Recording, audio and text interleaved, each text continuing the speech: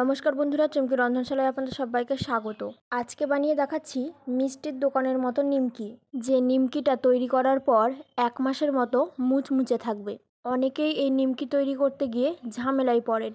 বানানোর পর কেমন যেন একটা নেতিয়ে যায়, সেই সাথে অনেকটা সময় ধরে ক্রিস্পি থাকে না।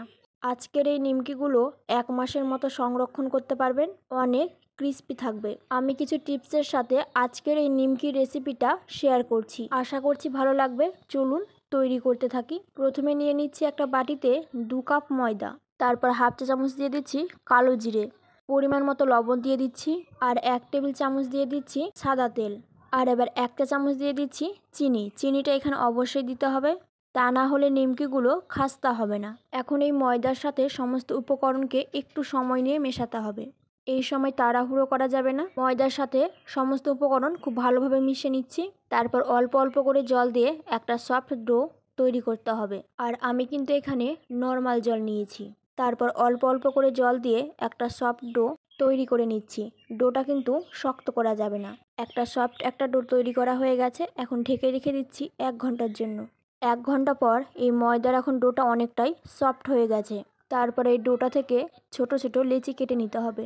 একটু ছোট ছোট করে কেটে নিচ্ছি, তারপর হাত দিয়ে চেপে নিচ্ছি আর একটা ছোট রুটি তৈরি করে নিচ্ছি। নিমকির এই রুটিটা কিন্তু অনেক ছোট হবে। তারপর মাঝ বরাবর ভাঁজ দিয়ে নিচ্ছি আর আবারও ভাঁজ দিয়ে নিচ্ছি। তো আমার নিমকি তৈরি করা হয়ে গেছে। আর আজকে সবগুলো নিমকি একইভাবে তৈরি করে নিচ্ছি। মিডিয়াম ফ্লেমে তেল গরম করে নিয়েছি। তেলটা কিন্তু খুব বেশি গরম না, মিডিয়াম ফ্লেমে তেলটা প্রথম গরম করে নিতে হবে, তারপর অল্প অল্প করে নিমকি দিয়ে ভেজে নিতে হবে। এপাশ ওপাশ উল্টে দিতে হবে, আর ভাজার সময় অবশ্যই ধৈর্য নিয়ে ভাজতে হবে, তা না হলে ওপরে নিমকির রং চলে আসবে আর ভেতরে ক্রিস্পি হবে না। আমার এখানে নিমকিগুলো ভাজা হয়ে গেছে। এখন কালারটা দেখতে অনেকটাই লাল হয়ে গেছে। ঠিক এই পর্যায়ে তেল ঝরিয়ে উঠিয়ে নিতে হবে। আর আজকে সবগুলো নিমকি একইভাবে ভেজে নিয়েছি।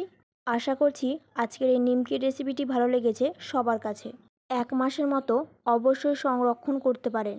আর সেই সাথে নিমকিটা যে কতটা ক্রিস্পি হয়েছে সেটা দেখেই বুঝতে পারছেন। আমার আজকের রেসিপি আপনাদের কেমন লাগলো অবশ্যই আমাকে জানাবেন। ভালো লাগলে লাইক ও শেয়ার করার অনুরোধ রইল।